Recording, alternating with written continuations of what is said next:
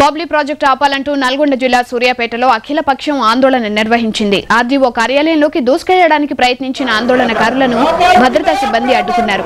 సర్కారు అసమర్థత వల్లే తెలంగాణ ఎడారిగా మారే పరిస్థితి తలెత్తిందని టీడీపీ ధ్వజమెత్తింది. బాబ్లీ ప్రాజెక్టులపై ముఖ్యమంత్రి నిమ్మకు నీరెత్తినట్లు వ్యవహరిస్తున్నారని సిపిఎం శాసనసభాపక్ష నేత నోముల నరసింహయ్య దుయ్యబట్టారు.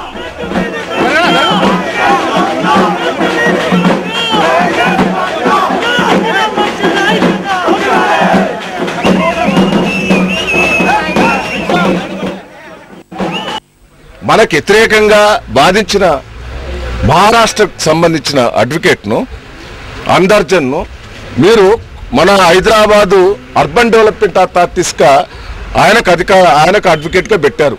మన ఆంధ్రప్రదేశ్లో తెలుగు వాళ్ళు లేరా అంటే దీన్ని బట్టి మీరు మహారాష్ట్ర తోటి మీరు కుమ్ముక్కైందనేది అర్థమవుతున్నదా లేదా అనేది ఒకసారి చెప్పాలి. మహారాష్ట్రలో కాంగ్రెస్, ఆంధ్రప్రదేశ్లో కాంగ్రెస్, ఢిల్లీలో కాంగ్రెస్ మూడు ముఖాలుగా ఉంటే ఈ మూడు ముఖాల కాంగ్రెస్ మధ్యన నువ్వు ఎవరిని అడుగుతున్నావా ఆపుదామని చెప్పేసి వెంటబడితే పాపం రాజశేఖర రెడ్డి గారి దగ్గర సమాధానం లేదు. రాజశేఖర రెడ్డి పార్లమెంటు కూలిపోతుంటే నిలబెడతానే మాత్రం సంచులన్నీ ఇచ్చినాడు, పార్లమెంట్ నిలబెట్టినాడు.